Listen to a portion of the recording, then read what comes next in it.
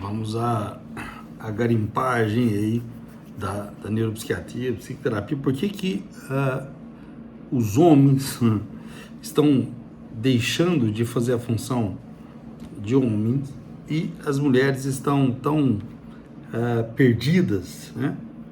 É óbvio que as ideias, elas não surgem de forma linear. Elas vão se aglomerando e vão organizando e permite uma emancipação do indivíduo daquilo que é uma unidade do indivíduo. Veja, eu vou voltar um pouco ao Max Hockenheim. O Max Hockenheim, quando ele começa a edição de uma revista chamada Revista de Pesquisa Social, ele faz isso em 1932, 45. O tema focal dessa revista é autoridade, como destruir a autoridade. Mas ele, na revista, ele deixa muito claro de qual autoridade ele está falando. Ele está falando da autoridade paterna, do pai, como minar, como destruir. Óbvio que ele tem ali o Erich Fromm ajudando, escreve muito bem, né? Para destruir os indivíduos, mas ele escreve muito bem, o Pawlowski e o Neumann, né? Autores que compreendiam sobre prismas diferentes a ideia de que você que trabalha o dia inteiro para cuidar do seu filho, mãe, você que trabalha o dia inteiro para um sacrifício, você é maldoso.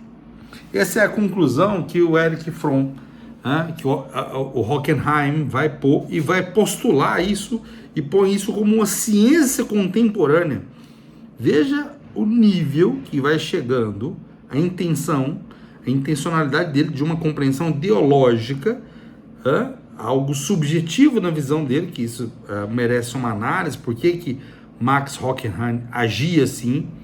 Por que ele montou um instituto? Por que ele criou a máquina de produção intelectual? Por que ele também serve de base para o feminismo? E o feminismo, saiba, ele é o oposto ao casamento. Se você ainda não entende como é que Hockenheim conseguiu fazer isso, como é que ele cria uma estrutura, ele era um gênio, isso era fato, né? Como é que ele modifica a estrutura do indivíduo e põe que, olha, você vai se emancipar, você vai ser feliz, desde que você largue as suas premissas. Você não vai ter autoridade no sentido de lutar pelo seu filho. Isso já lá, olha como é que ele vai se organizando. Ele pega essas ideologias dele, ele põe um termo de revolução perdida, ele une, ele faz segundo ele, uma alquimia entre o marxismo e a psicanálise. Parece coisas antagônicas, mas eles são frutos do mesmo fruto, mesma teoria. Isso aí também vamos dedilhar, mas já vai pensando como que o marxismo e a psicanálise podem ser fruto do mesmo princípio. Quase como aí na revista ele vai pôr como uma ideologia, e em certo momento ele dá clara noção de que nós estamos falando de uma teologia. Qual é essa teologia? De que a base da família, a base do sacrifício do pai ou da mãe, se continuasse daquele jeito, nada seria mudado. As famílias continuariam sendo um arcabouço muito denso, que seria impossível passar por cima disso. E ele ainda usa alguns conceitos que vão já se auto-revelam falsos. Ele põe um evolucionista mecanicista e ele vai reduzindo o indivíduo a uma sucessão de modos de produção. Isso parece complicado, mas isso está no seu cotidiano. Isso está produzindo aí 1 milhão de separações por ano. Isso está produzindo lares destruidores. Nasce lá e ele chama de teologia possível do inferir a inevitabilidade da eclosão da família. Nome longo para dizer, vamos destruir. Precisamos entrar no núcleo familiar Isso, mesmo ele vai elaborando ali na tese, a tese de Hegel, né, a tese de Hegel, até parecia desautorizar uma tese de Lukács, que ele fala, ele dá uma visão meio contraditória, que permite uma superação de uma consciência capaz de lutar contra opressões, uma mera contemplação da força que uma família tem. Mas ele vai, nesse momento, também pôr alguns mecanismos na Segunda Internacional. Ele vai pôr uma renovação da teoria marxista. Ele fala assim, nós precisamos mudar isso aqui, fazer uma interpretação um pouco diferente. E aí ele vai começar com fenômenos subjetivos. Aí vem a ideia de que, por que é tão doído você ouvir hoje, e é comum, não deixa de ser doído, de que mulheres não querem ser mães e pais não querem ser pais. E os filhos ficam jogados, porque ele põe ali uma ideologia. Então a ideologia feminista, ele vai ali sendo a primeira gênese, o vínculo da dialética ali, chamado de dialética hegeliana, que ela vai dando uma concepção da formação da consciência da classe familiar. E lembra, a dialética hegeliana, ela se opõe a todo o raciocínio, é quase como o raciocínio da dúvida hiperbólica de René Descartes. Duvide de tudo, duvide. O oxigênio, duvide do oxigênio. Você pensa, duvide. Tudo isso ele vai se organizando no Instituto de Pesquisa em 1920. Quem imaginaria que em 1920 estaríamos ali já com o psicanalista Erich Fromm, membro da esquerda freudiana, não esqueça, Erich Fromm é um esquerdista freudiano. E ele foi o que permitiu a unificação de Marx e Freud. As condições ali para que aquela visão dos desejos, que seria o norte do indivíduo, os prazeres seria o norte do indivíduo, que o indivíduo não deveria se sacrificar de forma alguma, a priori parece uma vista irracional na consciência. Mas isso é o que o Erich Fromm fez. Ele pega o Marx, se funde a Freud, e dentro do processo psíquico, ele vai pondo auxiliares indispensáveis. Então, por isso que ele vai pondo ali a tese de Lukács, ele vai pondo assim, o proletariado é o sujeito-objeto. E assim também ele vai pondo o pai e a mãe como um sujeito-objeto. Só que o indivíduo, com autoridade, é que destrói o filho. Não interessa se você está trabalhando 24 horas para dar um futuro melhor para o seu filho. Isso é irrelevante para ele. Óbvio que isso vai respingar no hoje, o que está acontecendo.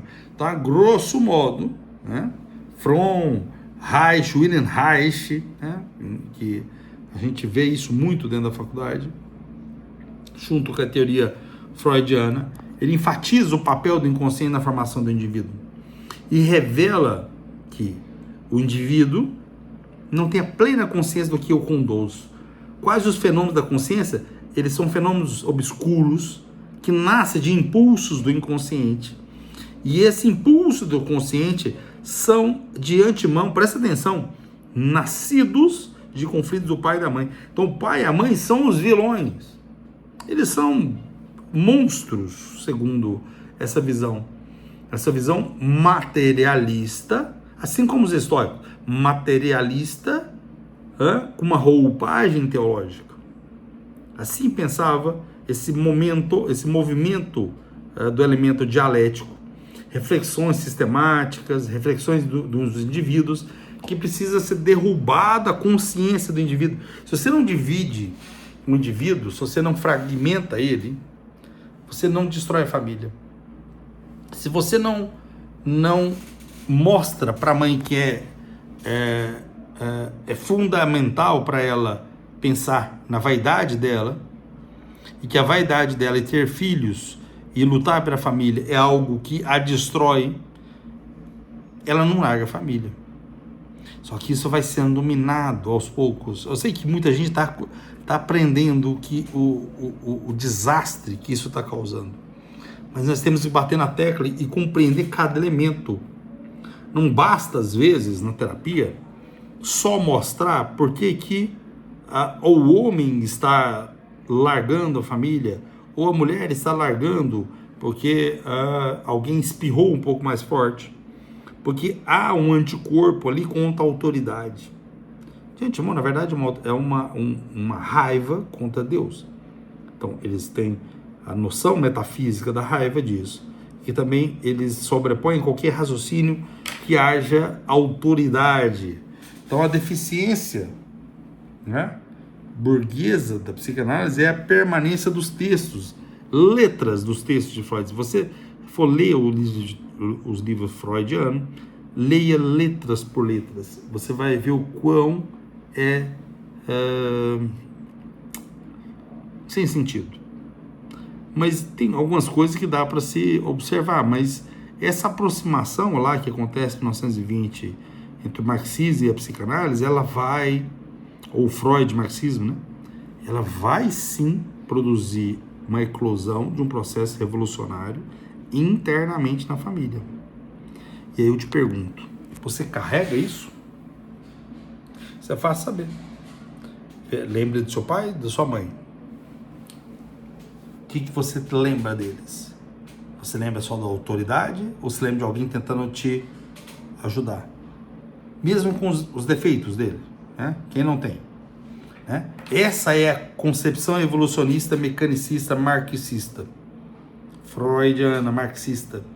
É evolucionista.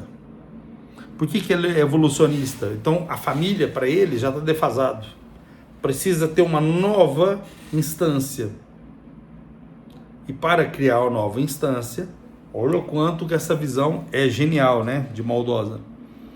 Para me criar uma nova instância, eu preciso destruir o que está funcionando. Eu preciso destruir o que funcionou, criou uma sociedade densa, próspera, com faculdades, com uma ciência. Isso provém do cristianismo. Então, em essência, ele cria ali uma teologia, obviamente, ridícula, mas que ela adentra a vários territórios, desde a arte, desde um jornal, desde uma televisão, ela permeia, né? Karl Popper coloca muito sabiamente, falando assim, olha, a psicanálise é uma pseudociência. E ele elenca os motivos por que ele considera uma pseudociência. Até a incapacidade de se reproduzir. E ele ainda sugere, fala, nós estamos falando de uma ciência ou de uma religião? Então, sabendo disso, nós já, lá com Max Hockenheim, ele vai colocando isso. Na verdade, ele quer substituir tudo. E ele usa qualquer recurso que estava ali, inclusive, ele usa os recursos da obra freudiana, que são fundamentais para isso. Sem isso, não teria avançado dessa forma. Então, vamos dissecando cada uma das ideias que hoje são bombas que vão explodir uma atrás da outra para destruir o indivíduo. Vamos juntos, destruindo esse raciocínio da infra e da superestrutura como um processo unitário, ou o consciente ou inconsciente, eles vão se organizando nesses estrutura do psiquismo, estrutura do reflexo condicionado. Isso, olha, o reflexo condicionado é uma versão russa do behaviorismo. Até lá, no behaviorismo, eles puxam um pouquinho de sangue dali para fazer uma mistura e deixar o indivíduo completamente caótico e perdido. Vamos lá, é um desafio fantástico. Um abraço.